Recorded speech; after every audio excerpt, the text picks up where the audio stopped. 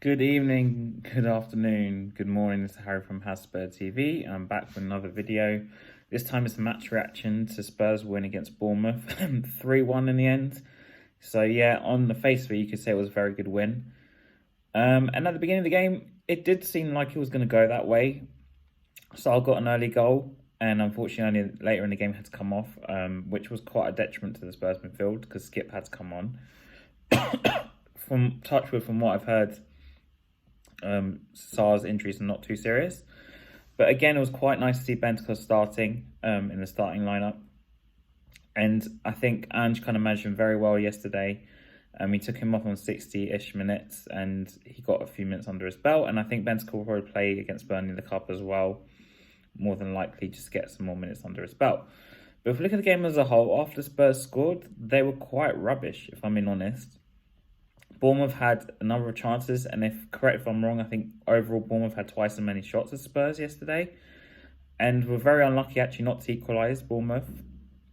Eventually Spurs scored quite late in the second half on the 71st minute with Son's chip, whatever you want to call it, onto the other side, mostly against the run of play, if I'm being honest.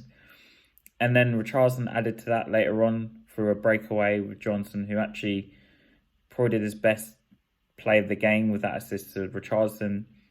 And again, Richarlison did actually miss like a massive sitter. The second one, I know a lot of people say it was very easy to score, but to me it wasn't. There was a big chance, everyone else says. But yeah, Spurs in the overall didn't, in my opinion, did not really deserve to win yesterday. But I guess 3 points is 3 points, and you've got to just take it. Now, just some takeaways from that game. It's clear that without Sarr, as I've mentioned on many podcasts and shows and even on this channel, I think Spurs seem to struggle in midfield. But a massive shout out to Lo Celso, who did actually play number 10 yesterday. He actually played really well. He was my man of the match, especially, like I said, after Sarr came off, who was actually my man of the match before he had to come off. And Lo Celso was brilliant. His tackling, he got an assist for Son as well later in the game. Like I mentioned, the 71st minute. He was everywhere, Lo Celso. He had a great game. And I think this kind of shows we have to keep Lo Celso. He can play as an 8, which I think is where he's his strongest. But he also proved yesterday that he can put in a shift as a number 10. He was like creative enough to try and cover that loss of Kulusevski. And obviously Maddison has been long-term out. So Spurs have to keep Lo Celso, in my opinion.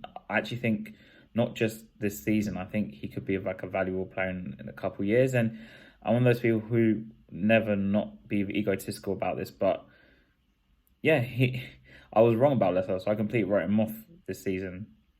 I didn't think it was a player there. I know we've seen some glimpses under Mourinho, but he didn't seem to kick on after that. I mean, Nuno didn't help, and Conte didn't seem to want him, and apparently he was quite moody.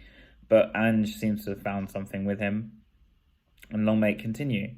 And I do think he deserves this spot right now in the team, and I imagine he might even have to rest him against Burnley, because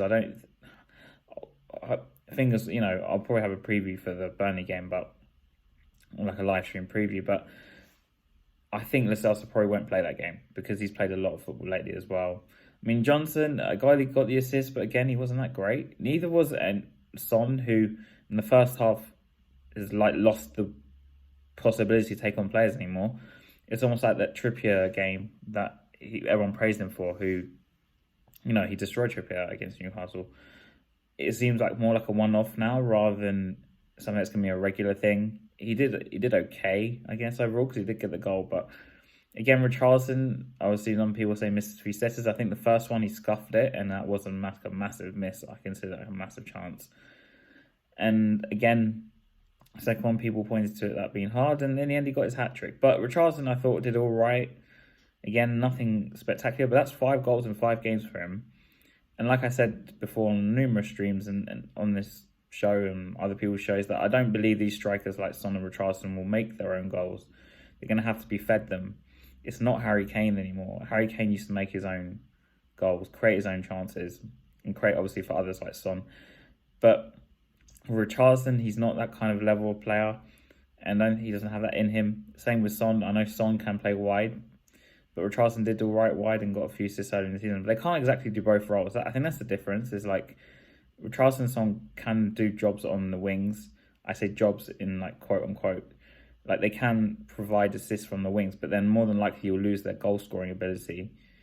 But with someone like Kane, obviously you get both, even when you play him, I guess, in further back. But up front, you either can get goals or nothing, I think, from them because they kind of change roles. They can't do both roles at once. They just don't have the quality. And in Son's case, it's more to do with age. In Richarlison's case, it's whilst he provides a lot more of an aerial threat compared to Son up front, which is probably why Ange, I think, is sticking with him. And I do think, regardless of what happens with Richarlison, if he gets 15 goals this season, we still need to sign a striker in the summer because you can't survive with just one striker in this league. And also, just, I don't think Son's going to be here very much longer. I know he's got 11, 12 goals this season, but his age is catching up to him. So yeah, overall, it was a decent win. I thought, again, Spurs were very lucky if you look at some people's statistics, and I kind of agree with them this time. But they got the job done. Some crazy reason we're only 1 point behind Arsenal. And we're now into the new year, and Happy New Year, everyone. I'll be back with another video tomorrow discussing the transfer window about where I think Spurs are strengthened, who's most likely to go, who's most likely to come in, and where I think that, where we're going to go. But yeah, like I said, 3 points is 3 points, and come on, you Spurs.